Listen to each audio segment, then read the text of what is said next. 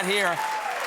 We got a couple amazing guests tonight. But Yes. before I get to the guests, I want to say, you know how lucky I feel. One of the reasons I'm lucky to have the show is that I get to share the stage with you and the band every night, and what a pleasure it is. Because no matter what's happening in the world, that music you do is a force of positivity. It's beautiful.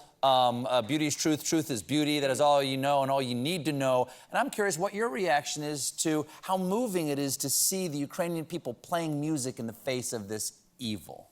Whew. For me, that's what music is all about. That's the whole reason that it exists in the universe. It unifies and it gives hope. When you play music and you see people gathering just to hear it, they forget just for that moment about what's happening. And it fills them with something that's very good for their soul. That's what music is about. It's a food. It's a food. Yeah, it's food. Spiritual food. Communion. Yeah. Well, John, in just a moment, Danae Benton, Broadway star and star of The Gilded Age, will be out here in just a moment. Yes. But first, my guest tonight is a professor at Stanford University who served as the U.S. ambassador to Russia from 2012 to 2014. Please welcome back to The Late Show, Ambassador Michael McFaul.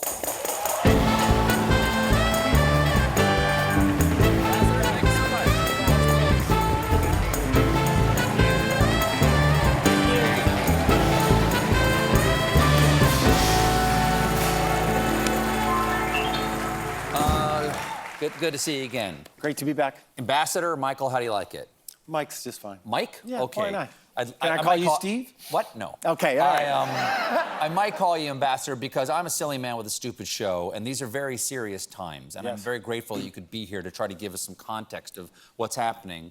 How long it was 2 years that you were an ambassador to Russia? 2 years in Moscow, but 3 years at the White House working for President Obama on Russia as well. So 5 years in the government.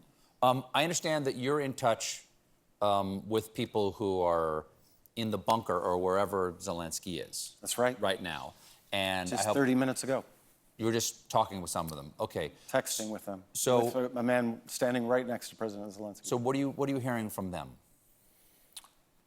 Well, two things. First of all, that guy's an incredible hero of our times.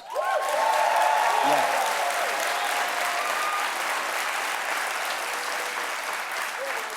You know, I hosted him at Stanford last summer for about 5 hours. We had, it was a fun time. He likes to make jokes too. I don't know if you know his career. He played the president of Ukraine in a comedy before he was the president. Correct. And I don't believe in mixing comedy and politics, but okay, all right.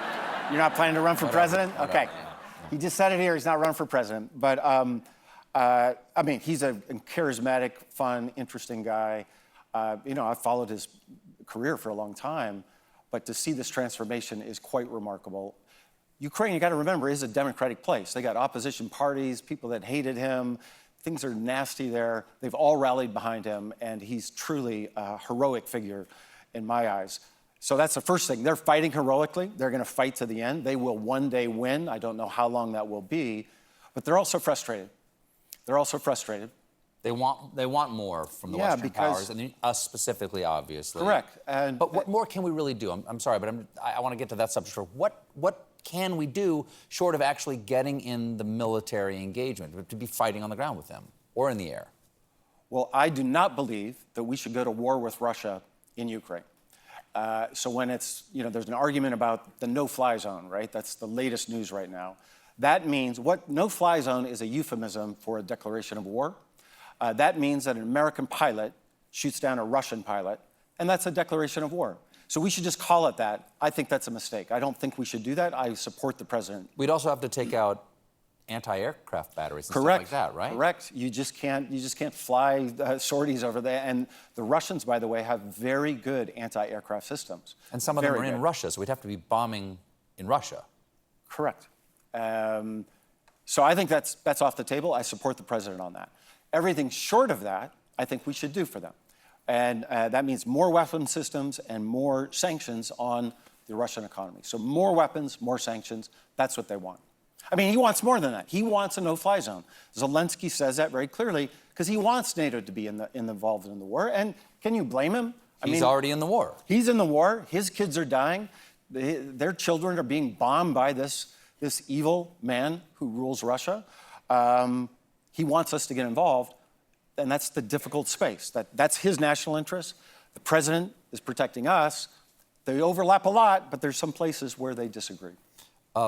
Zelensky is showing extraordinary bravery. How worried are you for his safety? Very. Because President Putin, when he announced this war, it was a 58-minute speech.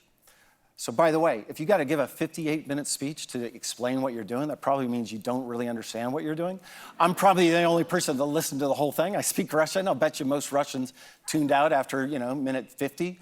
But he said two things, and he's a dead serious guy. I've dealt with him. I've met him first in 1991. I've followed his career. And by the way, he's changed. He's changed a lot in that time. But he said two things, and we should listen to what he said. One, I plan to destroy the Ukrainian military.